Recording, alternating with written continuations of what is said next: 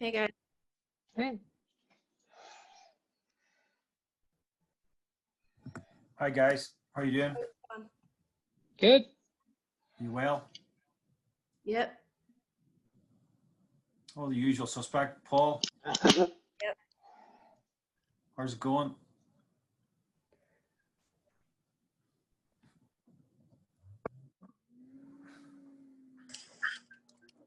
This meeting is being recorded.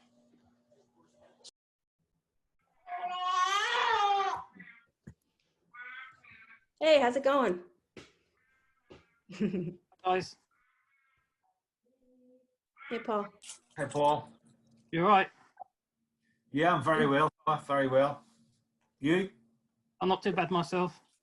Good man, good man. Yeah.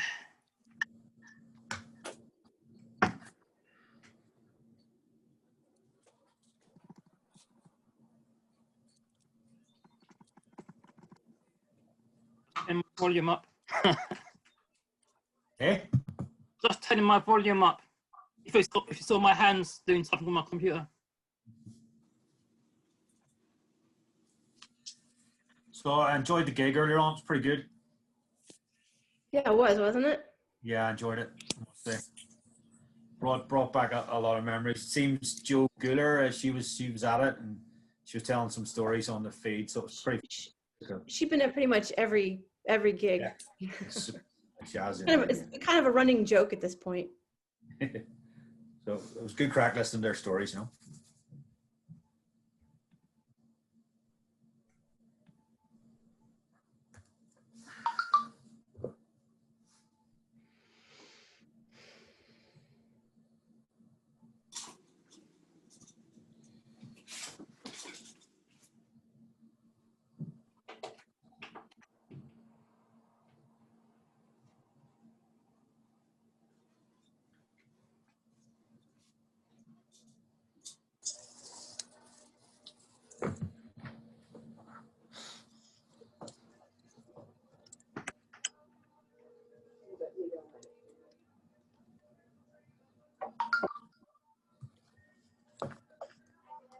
Got a nice backdrop, Tom. Yeah, do you like that? Yeah. It's very appropriate. Yeah. Got Shirt on too, don't you? I beg your pardon? You have a shirt on too, don't you? I do have a shirt on. I haven't met my children when I find it. It's a bit holy, Yeah. but Well loved. it's well loved, well worn, you know. And it actually it fits not too bad, which is saying something considering, you know. Not as svelte as I was 20 years I don't think any of us are. ago. No, there's some actually looking healthy. There's Matt. Good man, Matt. Good to see you. Hello. You come in. Join 2 seconds. I think it's a little bit better. It's still not bad. Still waiting for the guys in the band to get here. They're not here yet. Make sure I didn't miss anything else.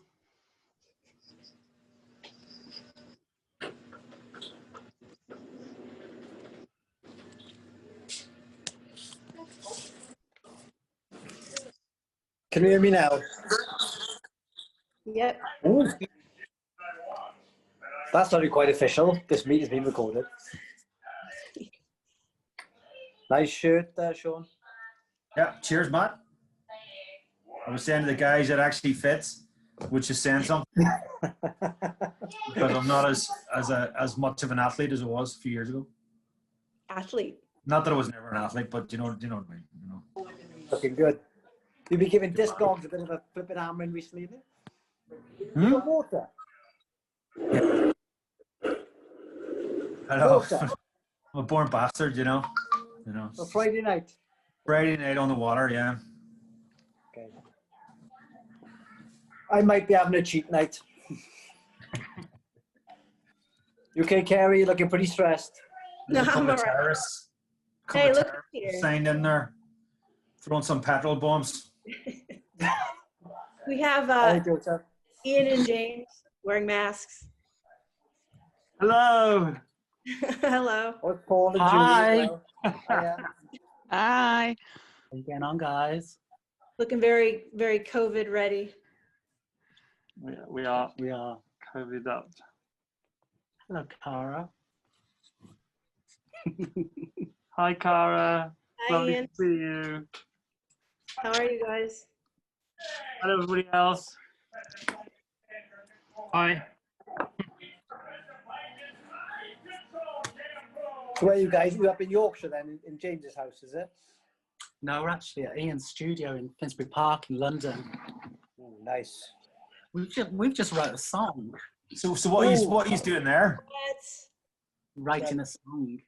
Are we allowed to hear like a sneak peek? I know, you know, you can't sort of tease us. Okay, we'll play.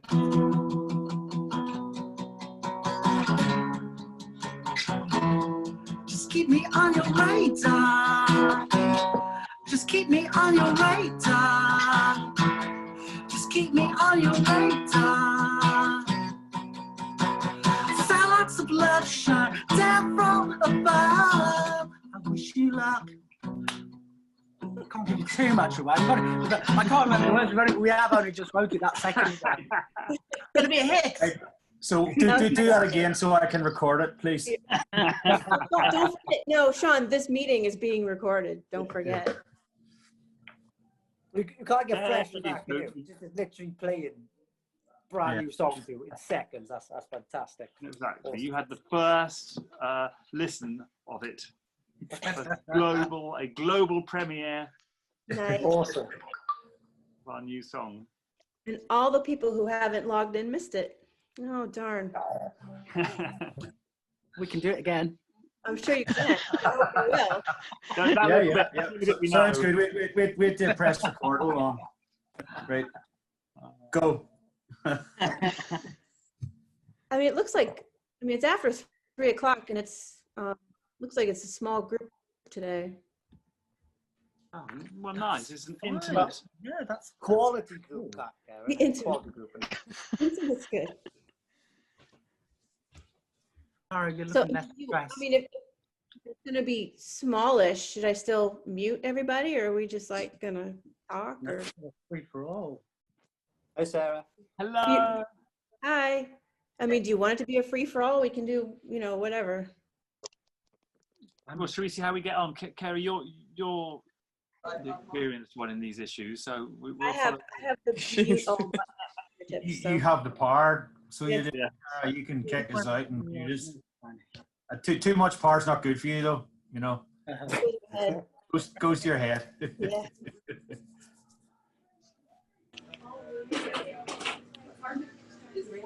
Actually, you know what? Maybe I should. There's background noise. So yeah. I can mute everybody. Who has a question? Who wants to go first? Let me mute everybody, and then I'll unmute. Can you introduce people as well, Cara? Because we can't actually see very well Everybody. who's coming up. What do you need? You can introduce people as they're coming up. Oh, I think we've just hit some. I don't know what bit there is. That's great. So we can see everybody now. Yeah. How can we see everyone there? If you hit gallery view. Yeah, great. Everybody. All right, so we've got quite a good crowd of people. Hello, everybody. Hello. My name's Jay. My Hang name's on. Let me mute. Let me mute. Hold on. Okay. Okay. Now, James or Ian, whoever, you need to unmute. There you go. Hello. Okay. Hello, everyone. I will wave. Wave back if you can hear me, yeah? Great. Lovely. Lovely. Karen, So who has a question? I don't see. I mean, we're all kind of know each other here. So who wants to go first? Oh, Mark. okay, Mark. Go unmute. Hey guys, Hi. Hi, Mark. You okay? great. Yeah, you were the soundtrack to my youth. Wow. So congratulations, lad. Some great music. But two quick questions to obviously both of you. What's been the favourite EMF song that you've recorded, and what's the favourite EMF song to play live? Shall I go first, Ian? Yeah. Do you know what? Recently, taking some of the old songs and doing acoustic versions of them has been really good fun. So Angel was always kind of, we always really liked that, but we kind of sort of breathed a new bit of life into it doing an acoustic version. So that was great. And I always liked Inside just because it was raucous and energy. It was great to play live. The up-tempo ones were really good. There wasn't any particular that we didn't like playing live. Yeah, I guess, I think. No, it's always been fun playing stuff live. I think some of the songs on Cha Cha Cha were hard work live. I think when we took those live, they were such sort of, they came out of all these sort of sessions where, you know, where we spent hours trying this and trying that, and we've gone off down so many rabbit holes that by the time we took them live, they didn't have that same energy that some of the earlier stuff had. So I think that those were a little more difficult. But having said that, in terms of one of my favorites to record, we did some of the Cha Cha Cha tracks like West of the Cocks and Out of the Bishop in this beautiful recording studio in France. And they had a chef there. So like we'd get up, there was a swimming pool, the weather was fabulous. It was somewhere near Bordeaux, I can't remember where.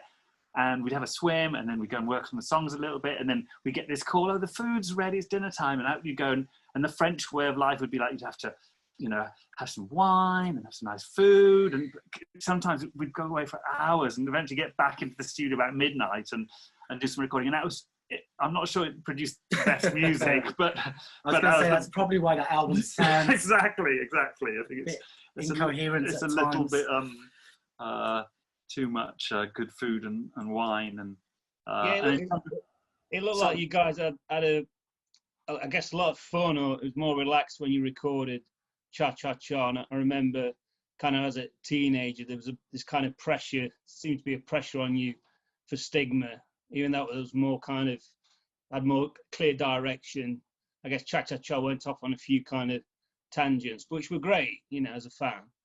But you guys seem to look like you were having a lot of fun. I guess when you were recording Cha Cha Cha, it seemed a bit more relaxed, and that's the impression I got anyway. True. Tangents was true. We went off some tangents, and it was fun, but it was also we were going off in lots of different places, and so that particular experience was great. But in terms of, to answer your other question, Mark, certainly my favourite song to play live is always EMF, because when we get on that, it's just so much fun. It's just the vibe of the song, and when Derry gets up on the vocals as well, it's just, that's always. And I guess that song takes you back to almost day one of the band. Yeah. You know, so it's almost the signature track from the very start, I guess. Yeah, back to earlier vibes. Exactly. Brilliant. It's good to see you guys. And thanks, Mark. Thanks for your question, Mark. Keep doing what you're doing. We will. Cool. Thanks, Mark. All right. Who's up next? Anybody? Matt? Matt here. Matt. Oh, hi guys, right? Hi. Yeah, just talking about Cha Cha Cha. Bleeding You Dry is one of my absolute favourite EMF songs. And I just want to know, like, a little bit behind that, the lyrics, the music, where did that all come from? What was going through your heads? Brilliant track, basically. So, thanks, Matt. Yeah, I mean, it's quite a different sounding EMF track. It's more of a groove track, and it's actually quite electronic and baggy. I can't really remember what the story was behind it. I mean, do you remember any of that? Yeah. Well, I think we. Was it a single? It was. Wow. And I think you always love that electronic stuff, and we're just trying to, doing the 4 to the floor stuff and using a loop rather than the live drums. That was, I guess, one of those things. James and I have always experimented with electronics and guitars, and it's always been that to and fro, and sometimes it's gone really guitar-y and sometimes it's gone really electronic. And I suppose Bleeding You Dry in a way was sort of as far as we've gone with just electronics, because it's just got some although if I had my way, I would have took the guitars completely off. There is some great wah-wah guitar all the way through. It is kind of I think it's quite a guitar-driven track. Yeah, like that was like the furthest away you said you went, and it was just off the chart, I think, off the scale, isn't it? That was brilliant. Yeah. Yeah, it's quite unusual, isn't it? I mean, it's good to be diverse, isn't it? I think when we did it, we did struggle to see where it fitted in with the rest of what we were doing. I guess it was a time when we were kind of experimenting a little bit, which is kind of cool. Yeah. Yeah. And I think perhaps you didn't rein me in as much as you should have done, James, because guitar solos all over everything. You know, sometimes I still have to relearn them sometimes when we play live. It's like, oh my God, what was I doing? No, it's really funny. I mean, when we first started, certainly when we were writing the first album, we were sat with a piano, a synthesizer, and a guitar, and we kind of had this idea that we wanted it to be electronic, and we were listening to lots of Chicago house and Detroit techno and Balearic beats, and thank God, Ian, you put guitar on it, really, because it might have just been really cheesy pop, sort of. I think you brought the sparkle to it, Ian. No, it was you, James. It was you. We'd have been a rock band if you'd left it to me. We'd have just been like playing metal. So how's Wales, Matt? Can I ask you a question? Yeah, wet as usual, James. For a change. Yeah, I've been down recently a couple of times in the last month. Is it? North Wales, though, is it? North Wales. You're south, are you? I am, yeah, I'm Swansea. So if you ever come down, welcome to stay. And you, Ian, as well. Thank you, Matt. We love Wales. Yeah, it's wet. I know it's a cliche, but it is wet. You should try Yorkshire. But yeah, thanks for the question, Matt. Oh, thank you. Cheers, guys. Thank you. It'd be great to see you at a gig again soon. 100%. I know. Well, this weekend we were going to Rosso Y, weren't we? That was the rugby club, wasn't it? Yeah. It was Sunday night, wasn't it? Yeah. What was that gig we should have done? No, I think it got cancelled, didn't it? Yeah. Oh, right. Okay. That was the Ross. Right. Okay. Gosh, I don't even know what year it is now. 2020. Oh, next year, definitely, 100%. Next year, we'll definitely be back. Definitely. Yeah. Thanks, man. Thank you. All right. Who else? Who do we have? Anybody? We could do a free for all. Oh, Joseph. All right.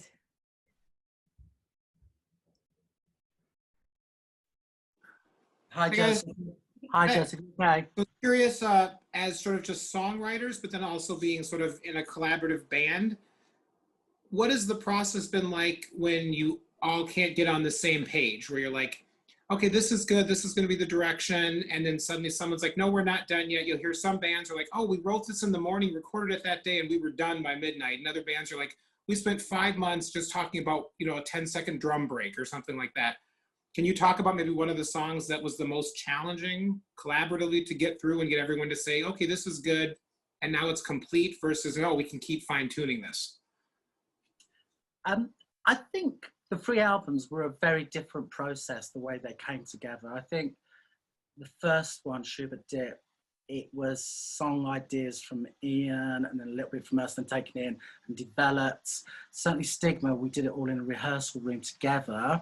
And I think that album sounds great for it because it's got the energy of the band.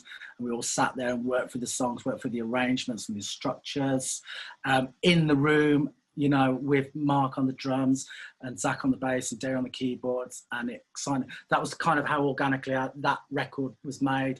We touched on Cha Cha Cha, which was a little bit disjointed and all over the place. And, I certainly think sort of an album maybe should be written in one go if you've got the chance to do it, and then it's got a theme all the way through it, which the whole 3 albums was a learning process. What was working, what wasn't working, and we had some success and some learning curves. Yeah. No, it does give it some cohesion if you work together as a band. And although we did try that on Cha Cha Cha, I think we were just experimenting so much, and then we were working with Johnny Dollar, who was also, he sort of facilitated us to experiment with a lot of the sounds. And I think in a way that gave us too much rope, and we hung ourselves a little bit. And whereas we were under so much pressure on Stigma, it was kind of like, oh my God, guys, we want a second album straight away. We've had some success on this one. Let's get another one quick. And it was like, bang, we had to come up with a load of ideas, put them in the room, play them, record them, and that's it. And that was the album. And it did, I think it benefited from that. I think Schubert Dip, we were still sort of trying to find out what we were sounding like. And I think, Unbelievable was the first thing we recorded, and that had set the template. And so we sort of tried to follow that, but we were still doing what we were mentioning earlier about that fight between the electronics and the live stuff. And so we were trying stuff out, and having had some success with Unbelievable, when we recorded Stigma, we did it with Ralph Jezard, who did Unbelievable, and we just sort of followed this process. We wanted to do it more live because we've been playing live so much together, and that was so enjoyable. And then we just basically got Ralph to come along, record it, and bang, and there it was. And that it has a sort of cohesion because of that. But so you were saying, what's the most challenging? Because was there like one specific song that stands out when you were like, we just could not get on board with this, and then the producer would say, we're done, keep going? There was a song called Shining off Cha Cha Cha, which was a bit of a chore. I don't know, I think everyone had really big high hopes for it, and it was going to be like Massive Attack's Unfinished Symphony or something like that, and it was going to be this thing, and I think that was quite a challenge and may have cursed it a little bit, because we actually went into Abbey Road and recorded strings for it, and we didn't actually get to finish it, did we? Because Johnny Dollar didn't actually finish it, the guy who had this vision for it. I'm sure he had a vision as well. And I think we actually did we use the demo off the desk as the main album mix? Yeah, you're right. Yeah. So that was definitely a challenge. Does it sound incomplete to you? Or? No, it's funny listening to Cha Cha Cha as we're putting it together for the box set. I mean, it sounds great. I think sometimes you can really go down a rabbit hole with the recording thing. Like you said, some people argue about 10 seconds, and does it? I don't know. Does it matter? I don't know. Sometimes, it's about crafting it and making the details work, but you really can get lost. And I think we did in that. Like you said, Johnny Dollar never realized his vision for it, and we end up falling out about that. So that's why we did our mix of it, and which is the one that's on the record, and we like that. And that was just I think that was it was a demo mix, wasn't it? It was one of those end of the session, taking a mix off the desk sort of thing, wasn't it? Yeah, I mean, it's funny whether there was any disagreements in the band about what should we do here, what should we do there. Certainly on that first album, I was just so excited to be in a band making a record. Anything kind of went, and I didn't really know what was going on. It was kind of like you say, a bit of a learning. Yeah, it was. It was honestly, it was quite easy, Joseph. Thank you guys. It's sort of, there was no major trauma, was there? No. Although we did try to make a fourth album, that's been going on for about 25 years. So maybe that is the tricky album where we're having problems. But great question, Joseph. Thanks, Joseph. Thank you. Well, with that, you said that Stigma was kind of all you in a room together recording. What about Unexplained? Because that was definitely raw. Was that kind of the same? Yeah, that was kind of the pre to Stigma, wasn't it? It was that was the vibe we were going on, and also the band's been playing and gigging, and we got really good at playing together, and I think that came across on the Unexplained. I think it was a bit of an eye opener for the record labels, because obviously we'd had some big hits, Unbelievable and Lies and all that, and then when we came back with, I think Getting Through was the lead record off that EP, and it was quite sounding different. Thankfully, but I think it scared a few people. Yeah, people at the record company were like, "Where's our next Unbelievable? Where's it?" Yeah, Ian, where was it? I should be. I'm working on it. I'm working on it. 30 years later. I should be on a yacht up the bed. I have to live in Yorkshire instead. Unexplained kind of gets, forgotten by a lot of people. And I think everybody in here would agree that it's one of the best things you guys have done. Without a doubt. I mean, I know that EMF fans in general are bigger fans of the harder stuff. So just want to give Unexplained its props because, every song is flawless. Aww. No, aw. Aren't you, Cara? All right. Anyway, Not next for it. question. Thank you, Cara. Next question. Who has a question? Sean. All right. Thanks, Cara. Thanks, guys, for coming on again. I suppose my question would be, in around 91, there was a lot of sort of songs that were left on the floor that didn't make the final cut. And obviously we know what they are, but was there anything of the Stigma sessions that didn't make the final cut or was maybe put on something later? Not that I can remember. I could have a look on Ian's shelves here because I just know he's got loads of tapes up here. No, you can't be saying that to us here. You know what I mean? We want to see them. Like floppy disks with names of songs on it. Oh, I send them to me. I've still got a computer that uses that. I'd have a look. Floppy disk player up here. Yeah. Yeah. I don't think it was. I mean, so, EMF was kind of, we used to just write the songs and they would become the album. And Schubert Dip, the first 10 songs we wrote, near enough became that first album. And I think it's pretty similar with Stigma, actually. Or, like I said, we were in a rehearsal room and we had a factory in Cinderford and we built a shell in it. And we spent, we used to go down there most days and just jam and play. So there was probably loads of ideas knocking about, whether they got developed or not. Hey, you got your floppy disks out. I think you're getting your eras mixed up. Am I? James, because I thought Stigma was in the rehearsal room. it was in the rehearsal room in Gloucester in Time Out, wasn't it? I thought by that point we'd moved back to Cinderford and built a little studio there. Was that afterwards, was it? I'm not sure. Well, I'm excited to hear. The reason I don't think there are any things for Stigma, well, as we said, because there was so much pressure to come up with an album. So we just wrote a bunch of songs and recorded them, and that was it. And I think, I don't remember anymore. I can't. Anymore. I mean, did you write most of them on the road? Certainly some of them I can remember. Do you remember? Because I took this guitar. This guitar has been all around the world because we took it on that first tour. Right. Okay. And I sat there coming up with some ideas. While we were all getting drunk and taking drugs, you were writing songs on the back of the bus. Just a little bit. Yeah. Then we all went home to the Forest of Dean / Gloucester, and I seem to remember most of that.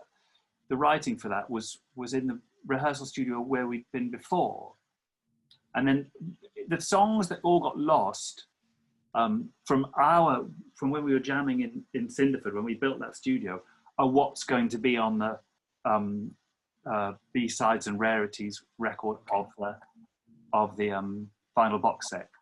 So those were all the ones that we did there. Do you remember? Because all the things like Starman and Hypnotronic and all those are the ones. Was that all later on? Yeah. I thought that was really later on. It was really later on, but that's when we had that studio. Oh right, okay. And we. So for years I've been telling everyone we did that, and it's wrong. I could be wrong. It's right. Okay. It's sometimes it becomes a little bit of a blur, doesn't it? Yeah. You said there, James, that you could have been living on a yacht, but surely with that McDonald's money, you will be living on a yacht soon. That's me. That's my questions finished. Thanks, Sean. Cheers for that, Sean. Yeah. Big Mac's in the post, all right? Good man. Stick them samples with it as well, please. You still not got the samples? No? What, you got the keyboard? You got the... What else do you need? Oh, I promised you the samples, didn't I? Yeah. Eh? I did, yeah. Yeah, we got the disc of floppy disks here. We'll sort them out later. They're not. Okay. All right. Thanks. Thank You, you. Where's your brother anyway? Where's Declan? He's got his wee baby boy now, so he's not allowed to do anything. He's you know, looking Oh. after the fella. So Send him our love, yeah. I will do for sure. Thanks. Thanks. Cheers. I'm not seeing hands. Anybody? Should we just open it up? Oh, okay. We've got Colin. Where's Colin? Hi guys. Oh, hi, Colin. You okay? Hi, Colin. Good. That looks like a tasty keyboard rig you got behind you. I'm following your footsteps right there. we need some keyboards on the new song. Can you Good, just I'll come do it along? next time, for sure. I'm from Toronto, Canada, and I was really looking forward to that gig that you guys are going to play. Yeah. So I sorry. discovered you guys the week that you played here for the first time at the El Macombo, where it was on the news, and I taped it, and like it was out of hand. It was just the craziest show ever. And then 2 months later, I think you came back to Toronto, and I guess because of that animation that you guys put out, it was like right around the time you guys figured out you were #1 on the US charts. Then you came back a year later, and I'm good friends with Sean from the Technicolors, and like we basically started a career ourselves back then because of the first EMF show that we saw. And so about 3 years ago, I'm sitting there, I'm watching EMF live in vertical video on my phone, and I was like, what is going on? This is resurgence. And then all of a sudden, there's this remix contest that comes out. I said, oh shit, I'm gonna get on that. I'll remix Unbelievable. So I did that. And then all of a sudden this tour comes up. And I was like, what is going on? Is it me? Is there anybody else from Toronto? It's me. It's gotta be me. That's why. So ultimately my questions are now, who is gonna headline that show? Because both bands are like powerhouses. And what was my second question? I forget. Well, that's that one. You think of the other Yeah, one. yeah. Well, Derry's just joined us. Derry, you okay? DV. In the south of France. Hence You the look really well, mate. Tour de France, yeah. Starts tomorrow. Nice. Excellent. We did have the conversation actually with Derry about who was going to headline that show, and we did suggest Jesus Jones headlining because they've been out gigging continuously and they've really got their shit together, and it kind of, you know, and sometimes it's easier not being the headlining act. There's a bit less pressure, but I'm sure Derry. Yeah, no. I thought, hello everyone. I actually thought that they've been touring a lot more than we had, so it made sense. And like James says, sometimes it's a lot better just being the sort of penultimate, you know, act and just getting on there. And they're good guys anyway. So, and with Jim Bob on before, it would have been a great night. But the guy, I think, as I logged on, the guy there mentioned Sean, who's a big friend of mine from the Technicolor. They supported us in Toronto. Yeah. So yeah, definitely. I would have preferred to have been not the support act, been the you know, the second act on in Toronto. It would have been a great night. Hopefully, we can do it next year. Really, who knows? Why Toronto? Why out of all places? Why Toronto? It came about through these promoters called the Shine Promoters they're based in the UK, and it was the time with, I think there was a music week on as well, wasn't there? Wasn't there a Toronto Music Week? Yeah. So we obviously just got a venue, and it would have been fantastic.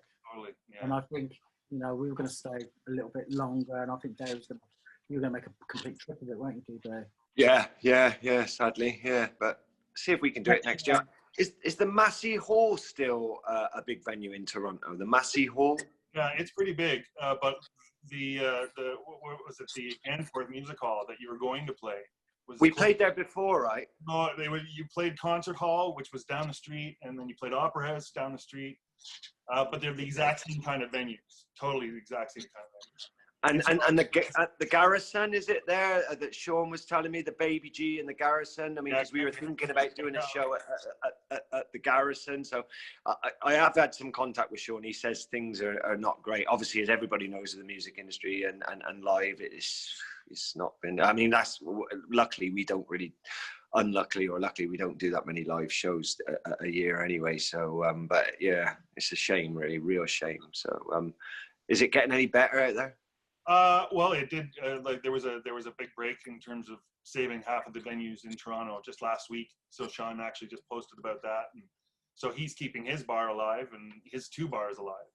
So, oh God. Yeah, hard.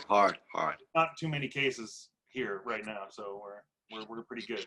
So. Yeah, I'm in the south of France at the Tour de France, and they're testing people on the street for free. I mean, anybody will know on here if they're in England. I've got a testing kit at home, but it's ridiculous, really. There was from where I live, you had to travel basically 50 miles one way, or somebody had to come 100 miles the other to test. So we'll see what happens in the future. Right. Well, thanks, guys. You guys rock. I love you. Thanks, Colin. Thanks for the Colin. question. And keep those keyboards going, yeah? Don't show Derry. What are you two doing together? What's going on? What up? Okay. I just come down because it's my family holiday in London. Oh, wicked! Oh, good, So good. I brought the boys down, and we've been doing things like museums and London. We've been tourists. What's it like there then? Is it? I mean, because everybody here has got masks on. Pretty much 99% of the people. Yeah, everyone's pretty masked up. Certainly on the undergrounds and shops. Yeah. Quiet, Derek. It's lovely. Yeah. We went through Bristol Airport just quickly, and there was like 5 people there. There was like 30 people on the plane coming here because everybody was a bit. But I'm glad we did it. We're right in the old town in Nice, so it is it's splendid. Yeah. Sorry? You did well to get away. But the centre of London is really quiet. It's quite strange. Really? It's just like, cinemas are boarded up. I mean, I think they've just opening them now, but it was creepy, just like so dead at night. It's absolutely packed here on the Côte d'Azur because it's the last week of the holidays, or the kids go back. And when, as you know, it's with France. I mean, it's just mobbo, but it's nice. Everybody's on the beach, and the tour starts tomorrow, and the first 3 stages are here. So I'm like, oh, shall we, shan't we? And then I was just like, let's we got a quarantine for 2 weeks, so that's not anything unusual for Devon. So it's worth it basically to get away. So who's on? Anybody else come through tonight? On the anybody? We've got a few questions now. We've only been on for about 20 minutes. So. Oh, okay. All right. I'll shut up and then let you get on with it. Well, you were pretty skilled. Can I just show something that just came in the mail? Oh, wow. What's that? It's a platinum disc from the States. What, you just got one of those? I did. Who's it to? It's from eBay. Who's it to? Who's been selling their platinum discs? Yeah. Help me. His name is Phil Bloom, and I talked to him a little bit. He said he worked at EMI in the 80s and 90s. Yeah. Wow. Remember Phil, who had the record store in Brighton? He was a dark-haired, stocky. You'd know him, Phil. That's got to be him, because no one else would have had one. I don't know any other Phil. He was a youngish guy with short, dark hair, and the last I heard, he was running a record shop in Brighton. Hard up, isn't he? Yeah, man, maybe. I don't know. How much did you pay for it? There's another one. Math has got one there. Math's got one. Whose is that? Math? You're on mute. I can't see anything because I'm on my phone. Sal Lichter. Whoever he was. Sal Lichter. He sold on eBay years ago. All right, okay. Sal Nictor. There, so we have a matching set. I got one. I got one as well. There's a set. Look. Who's that to, Ian? What? Who's that to? I don't know. Some old dude. I've always wanted to know if they play on a record player. Do they play when you wreck them if you put them on? I don't know. I don't know. It's an urban myth, Matt. I'd leave it at that if I was you. Okay, I Crack it open if am- you want. So let's take these names down then. I mean, I'll ask Malcolm or Murray, say, who are these people selling their EMF discs? They probably sold them all. I think he was EMI USA. I looked him up. That was years ago, mind. I could be wrong. But I don't know. All right, you got the same amount as we got. It cost a lot. It cost a lot. I've Yeah. given a load of mine away. Scouse Tony's got one of mine for some reason. Oh dear, oh dear. I wonder why. Yeah, I don't know. What did you owe him? Yeah. Scouse. Generous one night. Wasn't it? In a good mood one night. Anyway, guys, has anyone got any more questions?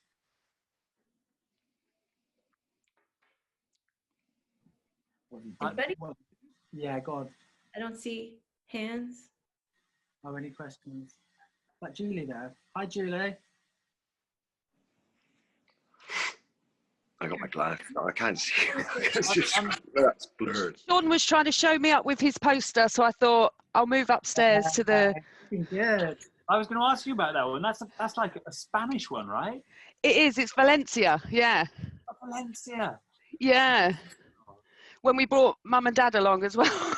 Oh no! Yeah, of course. Yeah. Oh, wicked. Yeah. And you're the only one, James, without any graffiti on. Nobody drew you a mustache. Yeah. Oh. Everyone else has a mustache apart from you. I wonder if that was Zach. Yeah, I wonder. I actually think it was you, Derry, but okay, we'll move on. Yeah. But yeah, Ian, if you can see, you've got a moustache there. Yeah. Oh, if it's a Hitler moustache, then it's me, definitely. Yeah. But yeah, my question, I've been nominated by the other two. Out of all of the tours you've done and all of the bands that have supported you, who is your favourite? Favourite sport band, I think it's got to definitely be Pot Will Eat Itself for me.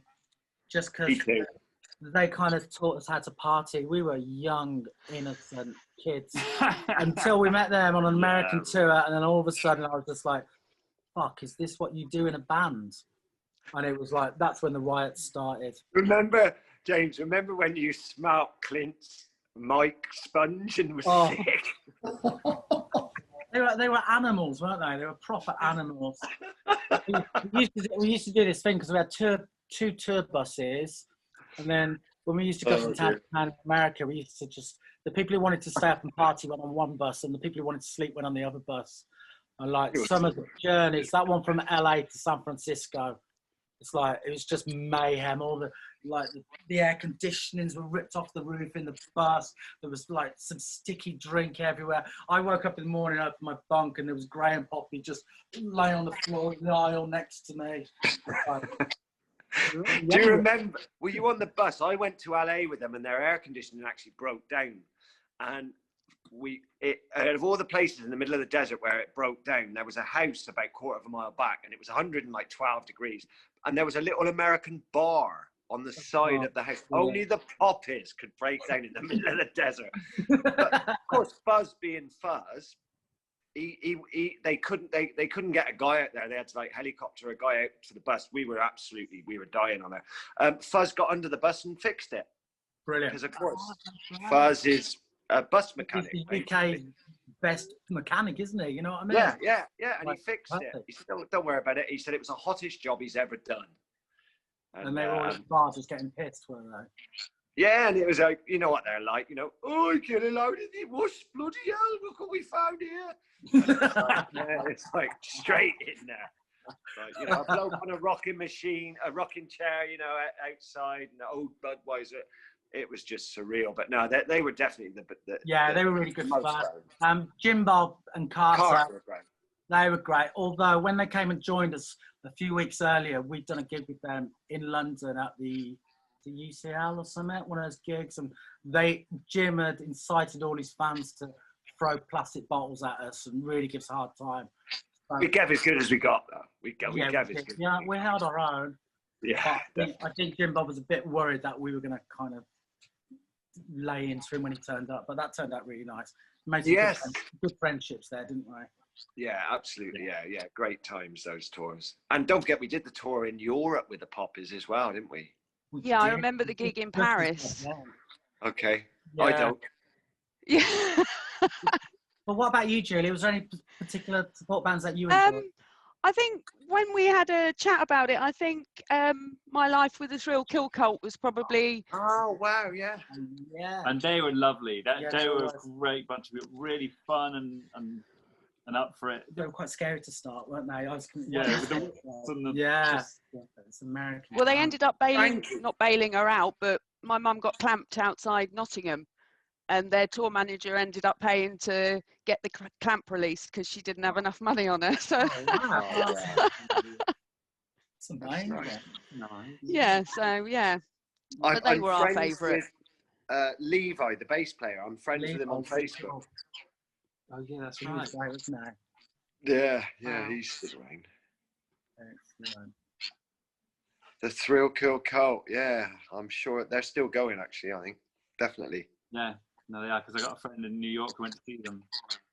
Oh god, yeah. Frankie was the singer. He's like on another planet. I think he was from another planet.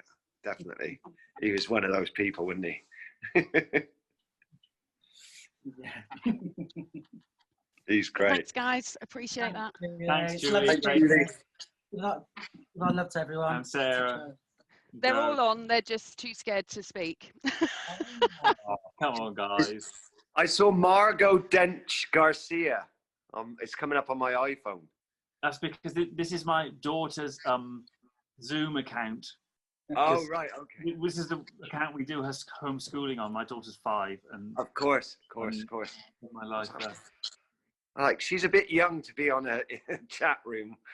Yeah. With her dad. Yeah. Look, can I say hello to Brad? Oh, is Brad on there? Hey, Jay. Yes, Brad. I missed you. Where have you been? Brad, unmute yourself. There you go. There we go. Hi, how are you guys doing? Hi, Brad. Hey. We're really good. Awesome. Thank you guys for all doing this. This is fantastic. Thank you for coming. Brad and I were supposed to spend the weekend together in Toronto. Oh yeah. Yeah. I Still waiting for that to happen. The heartache is never going to go away from that. Yeah, you had it all planned out, didn't you? Oh, we did. I was going to leave the kids and the family at home, Oh, go party with Brad in Toronto. And Brad's got to get this hat. Give me your address, Brad, and I'll send you this hat. I just got it. I'm at the tour, so. Oh, you'd nice. appreciate this. That's a nice cycling cap you got, yeah. Yeah, they're handing them out and the shirts. But if you want it, give me your address and I'll send it to you, man. Will do. Thank you. Yeah, no probs. Look cool on you. You always look tanned and cool, doesn't he? That's San Diego, unfortunately. For sure. Yeah, it's good, man. Looking forward to it down here. Awesome. Definitely. Do you get to any of the tour of California, anything like that, or? Last summer, I did watch some legs of it. They do have a couple that pass through here in San Diego, which is great to see. Yeah. Yeah, it is. So, I mean, hopefully we can get out next year, like we were saying, with a band and try and redo maybe Toronto. There was talk of doing it in September. Obviously, that's not going to happen now. So, yeah, a bit of a shame, really. So, fingers crossed for next year. Well, have a plane credit, so have credit will travel to get to you guys. Yeah, so. Yeah, good man. Yeah, Cara, did you get anything back in the end, or was it just a complete nightmare? I'm out like 500. Shocking. They're still fighting the credit card company, I think. But yeah, I think everybody got screwed on air. Yeah. I don't know. We didn't stand a chance of getting any money back. It was always, we'll give you a credit for 2 years and good luck. Yeah, they offered me a voucher for the next 2 years. It's like I literally have no reason to go to Toronto. I was going, not that I don't want to go, but you know, that was the reason I was going. So Same exact reason. You know, Air Canada only flies internationally. I'm like, I can't fly domestically. I'm screwed unless something happens in Canada or someone moves to Canada that I can go and visit. So. Okay. We need to get to Canada then. Yeah, we gotta come, haven't we? That's a good excuse for us to get out there. So if you Well, guys, we've got Canada, we've got the guy who's got the clubs there, Sean. He's got the 2 clubs there, the Baby G and the Garrison, as that Rod was talking about, and you know, he's a good friend of the band, so good friend of mine, and it could be done. Maybe Colin problem. and stuff out as well. That was what, Jim? I was just saying, Colin, he might be able to work it as well. We need to get out there, don't we? Yeah. There's enough people in Toronto, right, Colin? You're muted. Oh, yeah, Colin. That's Rob. It's all getting confusing now. Who am I looking at? I'm Colin. Rob's on here too. I'm here. Bobo, aka Bobo from the old days. Oh, Bob. Yeah, man. Hi, Bob. How you getting on? All right, all right. Back. Yeah. Shame. But well, it'll happen. It'll happen one day. Yeah. Well, Rob got me back in contact with Sean. He was like, you know, I know Sean. I couldn't remember his surname, Rob. So you just like within 2 minutes, you're like, here he is. Nobody can hide from me. Nobody can hide from me. So we hope to get back there next year. That'll be good. It's the 30th anniversary proper, so it's got to be done, really. You know, it's got to be done. What is? I didn't ask you, Rob. What is the Baby G and the Garrison? I mean, are they like really hip?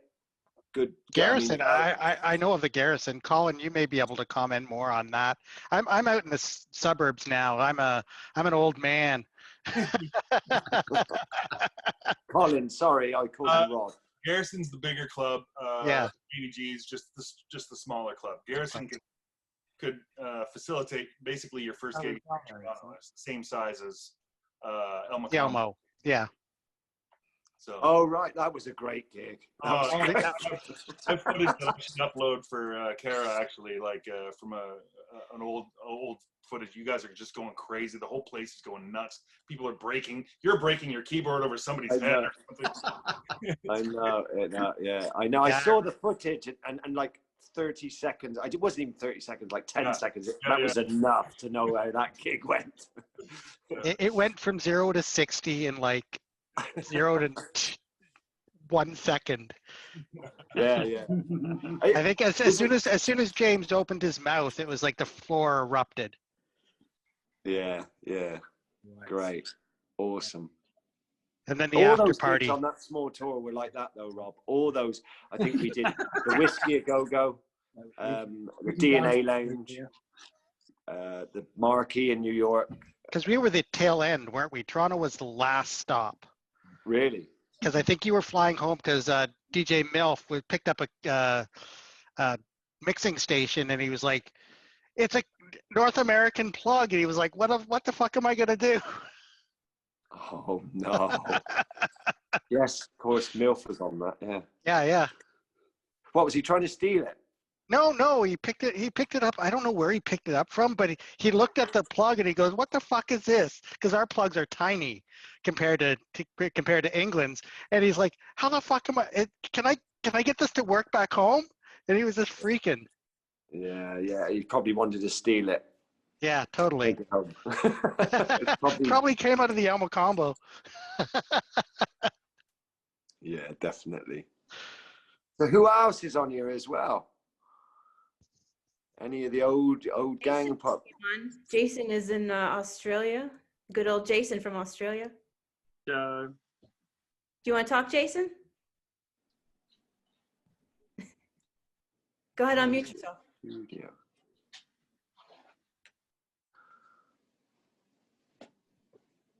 Hi, Jason.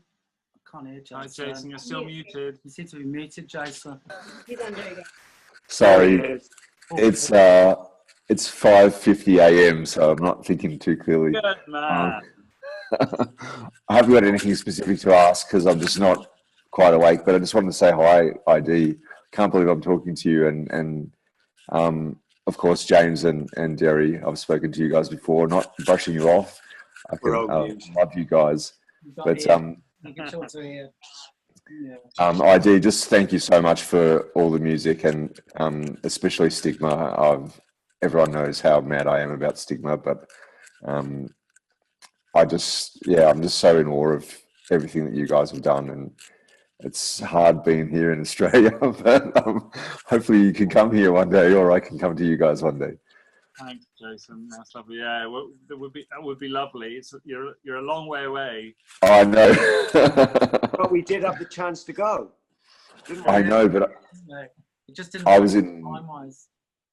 I was in high school and I didn't even know about the gig. I found out about it the year after when I got to university, and there was a tour poster. There was a Jesus Jones tour poster and an EMF tour poster in the university common area. And I'm like, what? You were here? Can I ask you one quick obligatory question, because everyone knows I'm so obsessed with Stigma.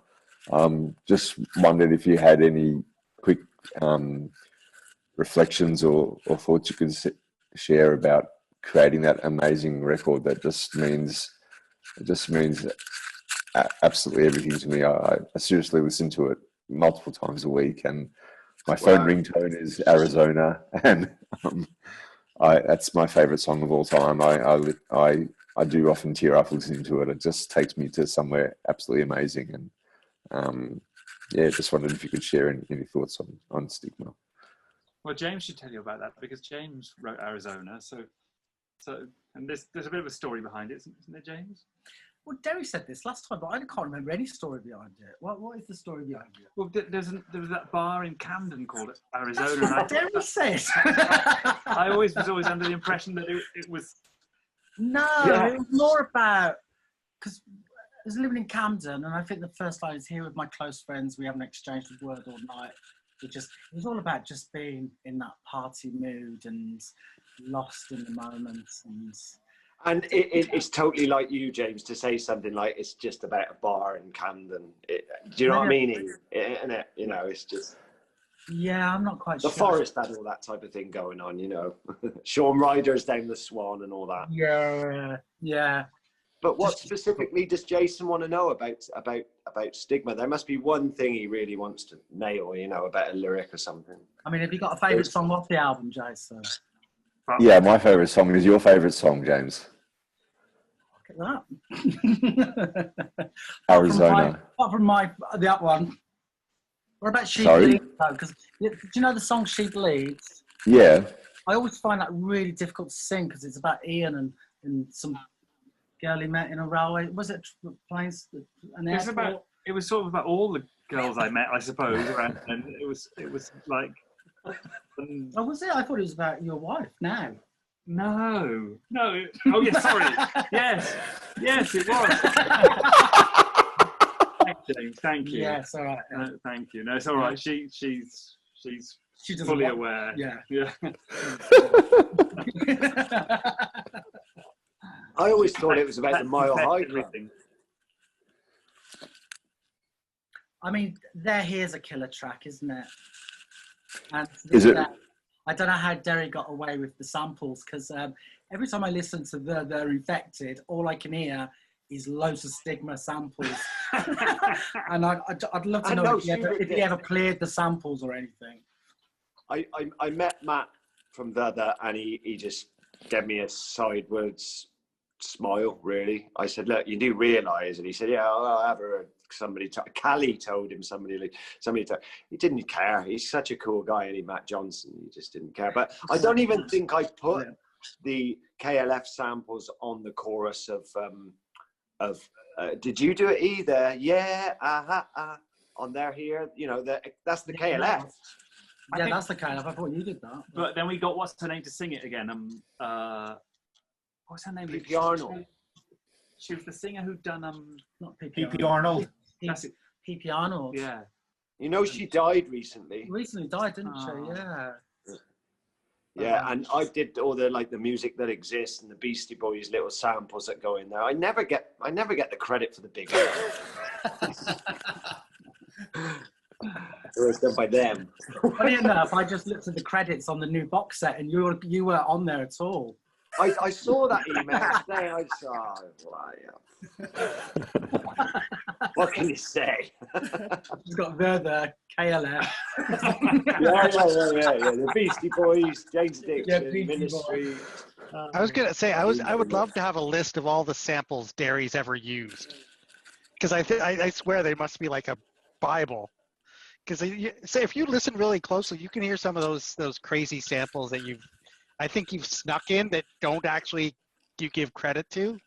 There's more stuff. Schubert Dip was really basic, and funny enough, I found the original sampler, the SK1 from Schubert Dip, and it was like one sample. That's all I could put in at a time. And if it was a siren, it was a half of a loop of a siren off a siren, off a chop siren. But all the stuff on Unbelievable was done by Ian, really, or the Andrew Dice Clay. They went down that route. We were going down another route. And then suddenly we just heard these amazing, what the, and that was just, it was too good to be true, really. So there was one, we used to just take bits of talking from the radio. We just tune into some foreign voice, and on Traveling Not Running, I think it goes, young men are dancing in my dimmer, and we got contacted by somebody in Hungary who said, we've been inspired by this song because you took this phrase from somebody who was protesting about the government or something. It says something like, we will not be defeated or something in Hungarian. Wow. We never knew this, and completely by accident. And one of my mates is Kevin Key from Skinny Puppy. I don't know if you know the band Skinny Puppy. Yeah. He's another one of my mates, and he was famous for just carrying around a tape recorder and taping us. I don't know how many Skinny Puppy tracks. There's some part of my voice. I've been on vacation to Jamaica and stuff with him, and he used to just carry it around and not just turn it on, turn it off. And it's like, just capture these little sound clips. And again, I think there's things like that. I'm sure there's things like that you've thrown in. Yeah, I've been listening to the 3 albums, and there's so much stuff on there I didn't even know. Oh my God, that's that. There's us in the background, and it's great because there's bits of Zach on there and little things that on Cha Cha Cha, and us just messing around. And of course there's stuff on Schubert Dip, and I know the Light That Burns, I nicked the sample from Blade Runner. There's a few Blade Runner, you got to, but wasn't it Zach that came up with the name for that, the Light That Burns? Wasn't it Zach? He used to keep saying it all the time, the light that burns twice as bright, and then it comes straight into your face. Zach Burns Craig, half as isn't it? small. Yeah, I think that might come up with that. Didn't he come up with a bass line? we called tribal, didn't we? Because the beat was so tribal, and we'd done this beat, and then and it's like him and Mark. They said that we decided to do that. Because he kept saying it to me, all the time, and I'm like, well, that's off Blade Runner, because we'd sit there and watch films, and I sampled that off there, and a lot of the stuff I sampled off, like the music that exists is from Fantasia, Disneyland, the Fantasia film. And then it's my very pleasant duty to welcome you and all that stuff. But generally it was just, because it was horrible for me, really, because all those guys were down in the studio, our own studio, rehearsing and cranking out. And I'd be sat there sort of on my own, trying to get in tapes sent up every day and having to sort of put stuff in. But, some of it's a lot better than other stuff. But no, I think the samples are a massive part of the songs. You know what I mean? Yeah, well, usually when my equipment doesn't work, then you actually appreciate it, which is a lot. That has happened a few times, isn't it? Well, that's what happens when you throw it around the stage, Derry. Yeah. Whereas that's what happens when you've got your equipment is from the 80s. Yeah. Original. It's now worth a lot of money. But there was another phrase that Zach, do you remember we did that other song called "I Pushed the Boat Out So Far It Sank"? Because Yeah, Zach that's would it. always say that. Yeah. It's like, "Oh, what did you get up to last night? Oh, I pushed the boat out so far it sank." Yeah, that's it. Yeah, yeah. And the thing from Brazil was on the other day, just that clip. And that laugh, I forgot about that laugh. He used to do that, you know, that laugh when he was putting the bananas through the fan. And that. But that was your video, Derry. That video came to me from somebody that got it from you. Yeah, Justin Turner. Yeah. That was your video. I never remember giving it in, but I think there's a full-length version. So, Jason, getting up at 5:30, what else you got to say? How's Skywalker? Skywalker, or have you got Jedi now? There he is. Oh, look. Oh. He's not happy. That's Skywalker. He's cool, man. She's nuts. Crazy dog. He's just wanting to sleep.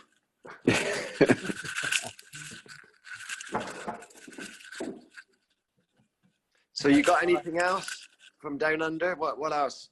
There's got to be some other stuff. You must have. Ask Ian. Ian's the one you want to talk to. I know I'm really not functioning very well. Sorry. I'm just. There was a quote from you, I think, in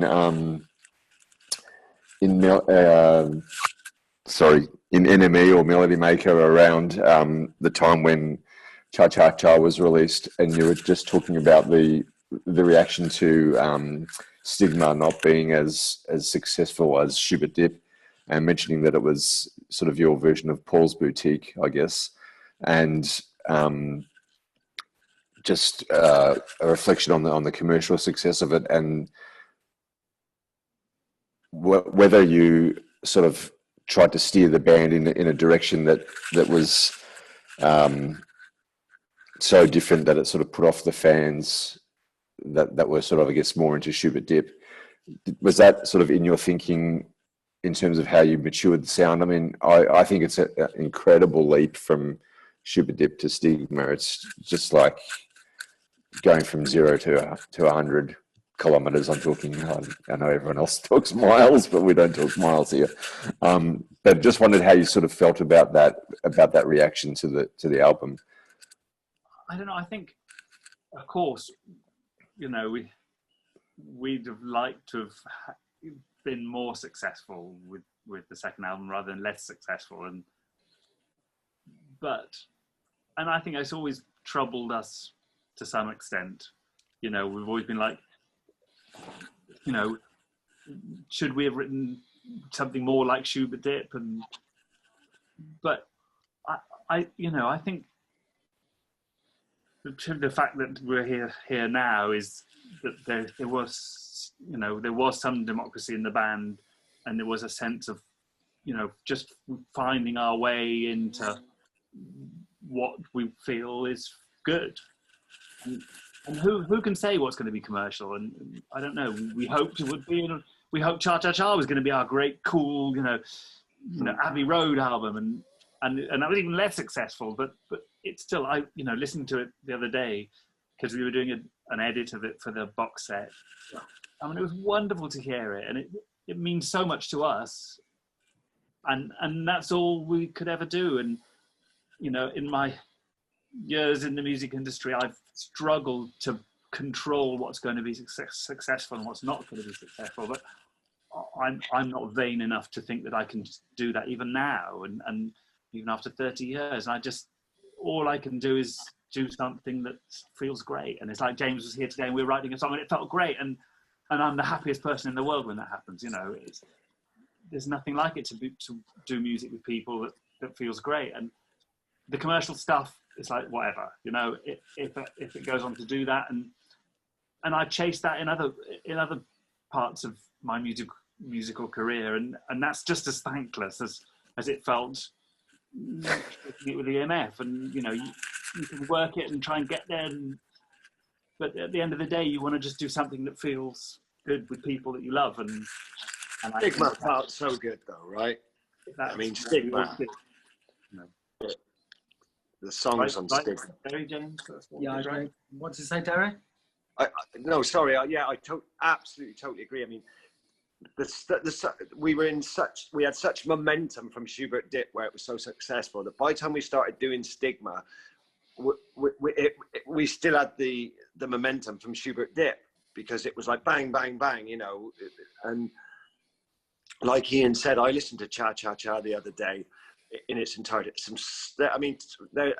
We had Britpop literally round the corner on our doorstep, you know, and there's stuff on there that just blows a lot of that stuff right out the water. It's just got a lot of depth. There's some stuff on there that baffles me, but in a great way. But the fact, going back to Stigma, you know, every song on there is a great song. I think it was a real band, you know, because we always looked at Ian as being a rocker, Apple Mosaic before, you know, we're such a rocking band, such a great band that you know, Schubert Dip was what it was. It was us lot just getting together, having I think the Schubert Dip is our Paul's Boutique myself. I think Stigma is our kind of, I'm not going to say physical graffiti, because that's just, you know, that's for the gods.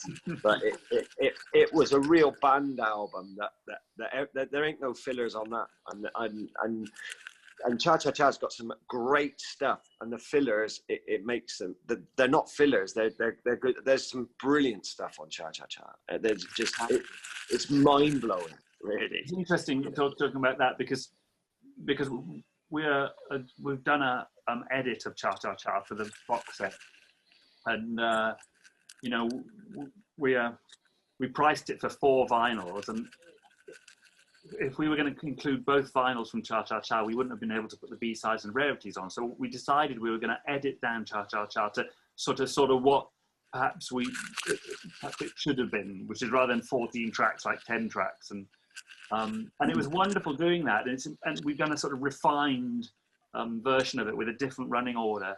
And it's great. It's like, as you say, I don't think anything's a filler, but there's some tangents on there, and I think the 10-track Cha Cha Cha is a really nice is a really nice 45 minutes of music, and I agree.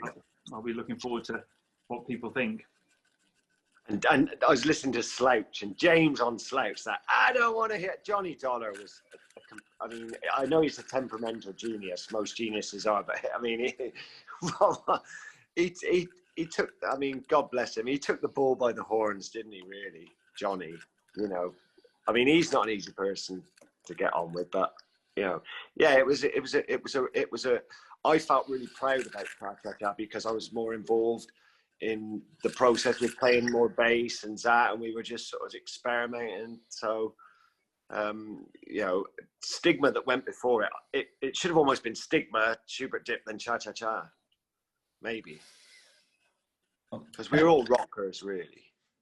You know? Can I make a point on Stigma, please? I think Stigma is the ultimate, and for me, when I saw it live as a 14 or 15-year-old, it absolutely blew my mind, because I saw you a year before, you know, the teeny bop image, the smash hits, all that there. But when you came out following the Thrill Kill Cult, you know, it was dirty, it was grungy, there was dreadlocks, there was, you know, madness, and it really did solidify. You know, I thought that this is the pinnacle for me, and I would agree with everyone's made comments in the section. Stigma is a perfect album from start to finish, in my opinion.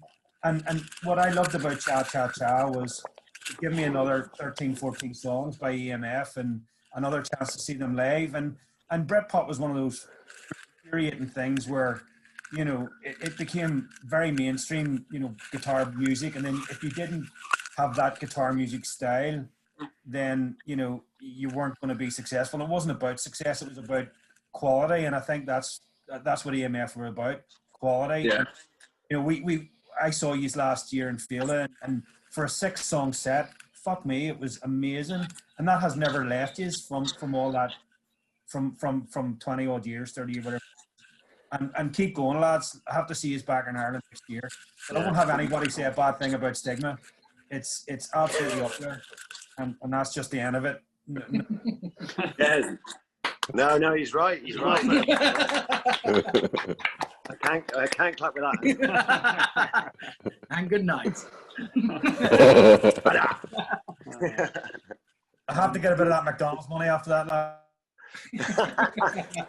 I don't even think we've had it yet. No, nice one, Sean. So, Jason, anything else you want to pick Ian with, or? Don't worry, mate. It's great. I'm so not on.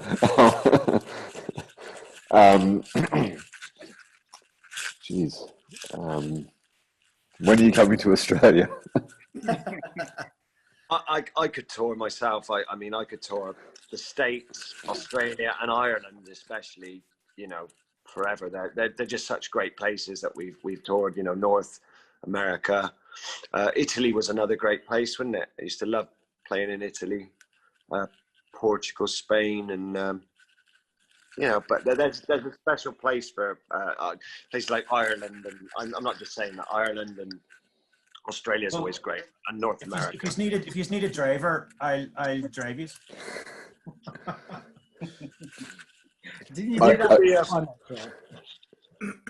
You can be a roadie as well because you still got my keyboard. No sweat, no sweat. I look after Ian's guitars as well and make sure. Oh yes. And you're a nurse. Or a doctor. Give you enemas. I look after you, lads. No sweat. Enemas. Yep. Okay. No. We're talking about. We're talking about No. Don't worry. I'll make sure you are well looked after. I have one more question for Ian, if that's okay. Yeah, fire away. So I'm a writer, as in I write content for health organisations, but I also write stuff for myself that's mostly science fiction type. I know you've done a lot of songwriting for very different bands and individuals with very different styles, and then EMF has such a unique style. So when you sort of jump from one to another, how does that process work for you, especially after, for example, with EMF, if some time has gone by where there hasn't been new music, or there hasn't been a chance to collaborate with the band, how do you move back to that sort of mindset? Well, I mean, that's really easy to answer because I did it just now. You know, I haven't seen James for a while. Although, literally, I saw you right before the lockdown, didn't I? I mean, we were going to play some acoustic music in Amsterdam, which we didn't end up doing. But there's just a chemistry there, and if we get into a room and we're like, we've got an idea, something comes up, and it's I don't know. It's like it's in your DNA, I suppose. Now, and we always got on, and there was always some sort of, you know, a bit of a spark there, and you know, when James and I get in a room, there's something interesting always happens, and it's a wonderful thing, you know. Just and there's an interesting dynamic.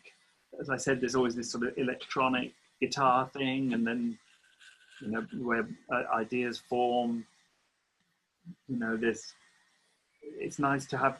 I mean, James is a very instinctual person. Things come out of him instinctually, and I'm much more formal about, you know, structure and ideas, and I sort of put it in some sort of order. And but we were just saying the thing we did on an acoustic guitar, so it got a bit guitar-y, and then so James is going to take it away and work on it with some electronic beats, and a very natural back and forth dynamic. And then of course and the same in the band, when we get in a room, you know, Derry has, you know, will come up with some sounds and he'll just work them in a certain way, and just about the attitude and the feel for something, and that energy and excitement and fun that brings that to it. There's a chemistry in the people around you, and I guess I feed off that, certainly, and I guess I learned to do that with James and, you know, my early bands, and I went on to do that with other people as well. And I always think collaboration is a wonderful thing, and, you know, it's good to come up with sorry to interrupt. It was so nice to know that, like, me and Mark and Zach would be, and there'd be an idea. You know, Schubert Dip was just crazy, you know, and Stigma. But it was so nice to know the trust that we all had. That Ian and James would go, well, they're all right. They'll go in the studio and they'll sort it all out. They'll get it all, you know.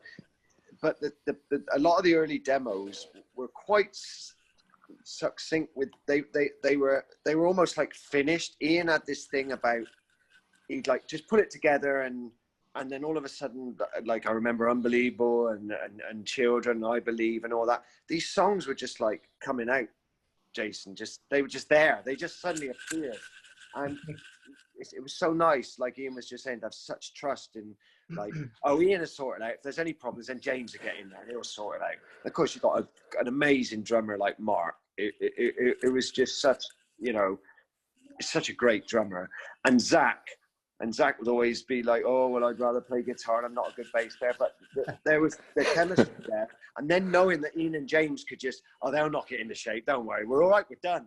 You know, and then all of a sudden, that was it. You know, it came easy. I think that's what Ian's trying to say, you know. Having someone like Ian there with James as his sidekick, or you know, whatever, was just so nice. So it was so easy, you know, to go, right, this is your joint. Oh yeah, that sounds good. Oh right, that's it. And then it just sounded good. You know, it was nice to be able to lean on, you know, having the more mature musicians, even though I think Mark in his field, I played with a lot of drummers, you know, for what we did, he was just amazing. You know, he everything, watching him live play, and Zach as well. I mean, Zach had that kind of clanky bass sound, and when he played guitar, he kind of looked like somebody from the Dave Clark 5. Zach, when he played the guitar, he wasn't very rock. You put a bass around his neck, he just turns into just a god.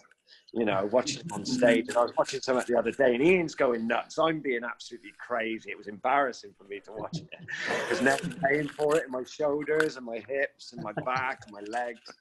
And then James is going crazy, and Ian's going crazy, and Mark's just like, you know, a side of beef. You know, he's just rocking it out. So it like Ian said, it was a great chemistry to have, and we certainly had. I wouldn't say it would be a hierarchy, but a chemistry where we knew when a song got to a certain point, Ian would either just say, nah, we'll put it on the back burner, or we'll go with this, you know. And it was a perfect point where Ian at the top, James just behind, Mark, me, and Zach there, all behind him. It got to a certain point, and they take the baton, and then it was done. Well, we were probably all on holiday. Ian and James are in the studio. There was one particular time when yeah. No, I know. But it was such a nice thing to have, to be in a band where you could, you know, because we'd all been in bands before, and it always felt like there were missing pieces and things that weren't, you know, I don't, this guy's not right, or this, you know, this guy's doing this, or whatever. But with us, you know, for the first albums, it was just easy. I think James and Ian would probably agree with that. Yeah, it was hard work, but it was easy hard work. And even as you know, even when we got together in 2014, again, there's a couple of songs from a rehearsal we did in 2014 on the B-sides and rarities, which on Flip Sides and Bonafides, we'd come up with a few ideas and went into rehearsal to try them out in 2014 because we were getting ready for a gig, and even then, you just had that chemistry. And there's some of those songs. There's that recording of the song Drum Drum, and it's just the chemistry in that is just so great. Yeah. And it was just easy. It was the first take. It was of that, and so and I think when we were back there, that was all we had.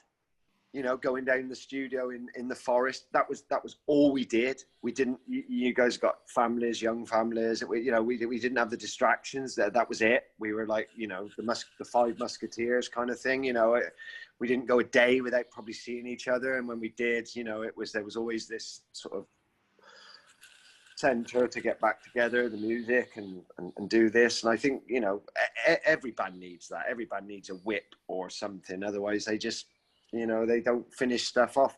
But like Ian said, there's just ideas there, and you think, well, that's not that. But then that would have another song would just have a, you know, like humdrum and some other bits and bobs. There was just, that chemistry was definitely there in spades. Whether we finished it or not, then that's just, you know, just the way it goes. But it was all there. Is that, Matt, have you got a question there? Is that... No, unmute yourself. Unmute yourself, Matt. Not being cheeky. Could we have a song, please, guys? Lies or something.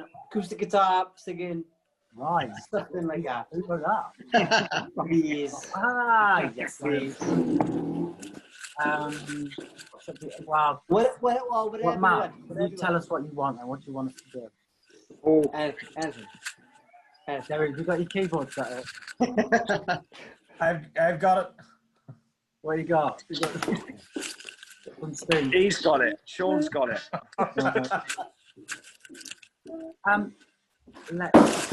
You two guys can do something especially for Matt and Jason and. Okay. Oh, let us get the lyrics. Or the new one you write tonight, whatever you want. Brilliant. Awesome. One of ours, and let's have a think.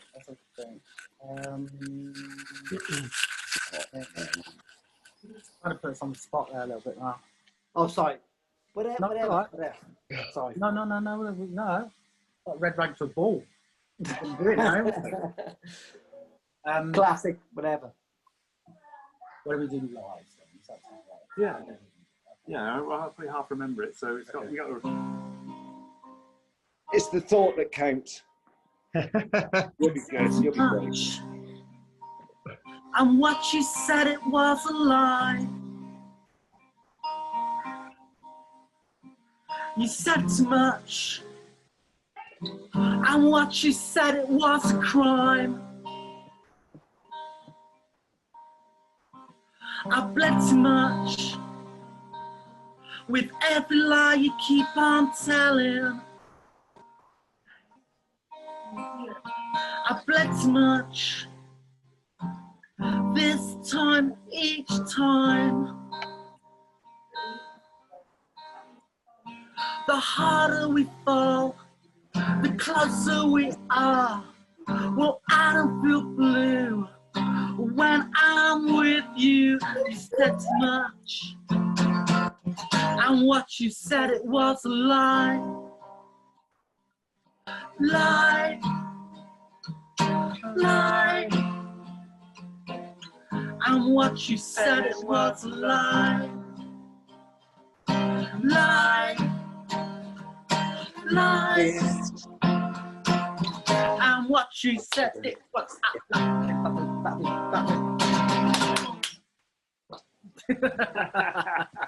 You should have done the verse where it goes lies, whoppers, fibs. All right. I think that was really a good way to end this call right now. So maybe we can do it again. Maybe we can do it one more time before the year is up, if everybody agrees. Yeah. Yeah, thanks very much, everyone, for joining us. It's brilliant to see all the old faces. Fantastic. Awesome. Oh, wait. Yeah. Unmute Just themselves. thanks for the questions and your insights and your thoughts on all the records. Amazing. Not Thank at all. We've run a couple of pub quizzes, EMF themed pub quizzes, in the past, which have been good fun. So we've managed to test all our trivia knowledge. Oh yeah, we should do that, shouldn't we? We should do it again. Yeah, we'll have a bunch of questions for round 3. So okay, and we'll be one of the teams as well. Yeah, no problem. Yeah, we'll lose. You know, it was Brad, tough. Brad, send me your address and I'll send you one all the way from the south of France or when I get back to the UK. Perfect. Thank you. Well, yeah. Thank you, Or Kara, for or just organising PM this. me. You're a star, Kara. Thanks, Cara. Yep. Legend. Lovely to see you all. Bye. See you all. Take Thanks, care. guys. Bye.